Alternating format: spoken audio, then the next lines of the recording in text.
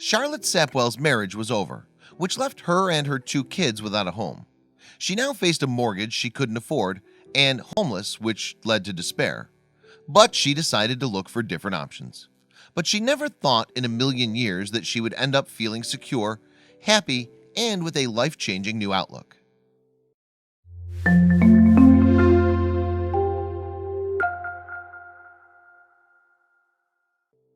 Charlotte, who's from Ballarat, Australia, had a normal home and a normal life with her 2 kids and her husband.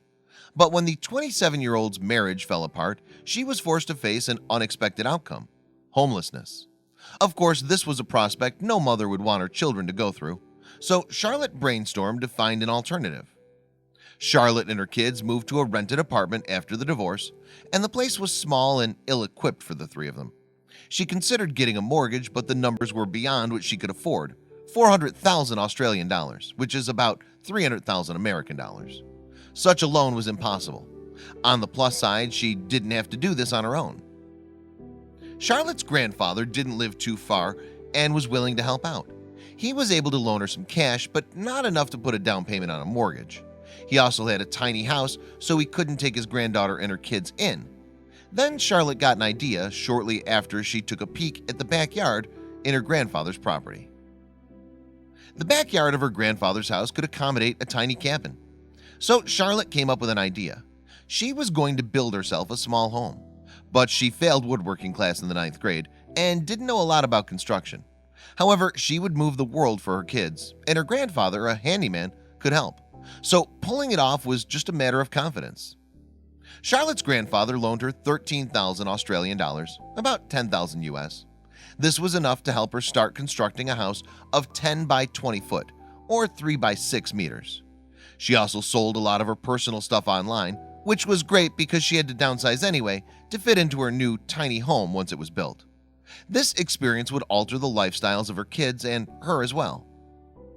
With her grandfather's help, Charlotte went to Bunnings Warehouse and bought all the building materials and the wood. Most of the money went on decoration, which she got from IKEA and Kmart, as well as furnishings, insulation, and construction. Despite buying inexpensive stuff, she splurged on the luxury linoleum flooring for the home's interior, and before she realized it, she was finished.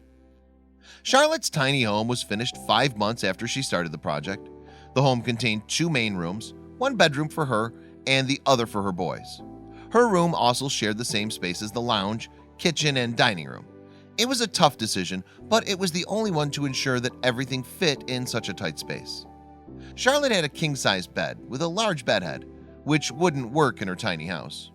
On her Facebook, she wrote, "At first, I was so against a double bed, but like everything else, I was forced to downsize.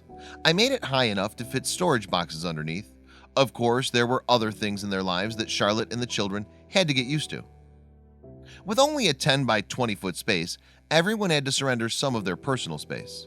The kids are right there all the time and we're so close. Yes, it means we have virtually zero privacy from each other, but I love it, explained Charlotte.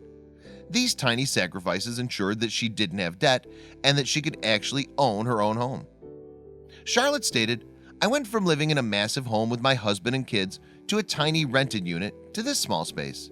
And out of all the places I've lived, this is my favorite." She added, "It's all mine." The entire ordeal taught her a lot, and she also hopes that it also taught something to her kids. "I want my boys to know it doesn't matter if you're a boy or if a girl, anyone can build their future," said Charlotte. Her housing project didn't just guarantee her family's future, but also opened her mind to new opportunities. Armed with new confidence in her woodworking and building abilities, she began creating other things as well, like her kids' toys. Charlotte has been busy building a sliding barn door for their bedroom, as well as an ice cream stand for the kids. Then it dawned on her that these skills could turn into a business. But first, she wants to pay her grandfather back. Then she'd like to make a living by building and selling tiny homes, and she's already getting a head start on that. Charlotte is currently working on making a new tiny house, but it's not for her, it's for her grandmother. She hopes it will be a prototype for her future business. Charlotte would also like to inspire women, including single moms, to take control of their lives just like she did. "I just want other females to know they're capable of anything," she said. She's even focusing on activism. When Charlotte's story went viral, the Ballarat City Youth Council invited her to speak on homelessness at a forum. There are so many single moms in the same boat. It's nice to know I'm not the only one, but this fact alone makes me even more aware of Australia's housing crisis. And I'd like to help in any way, she finished.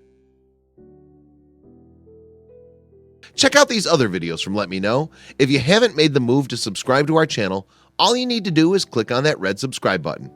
Thank you for watching.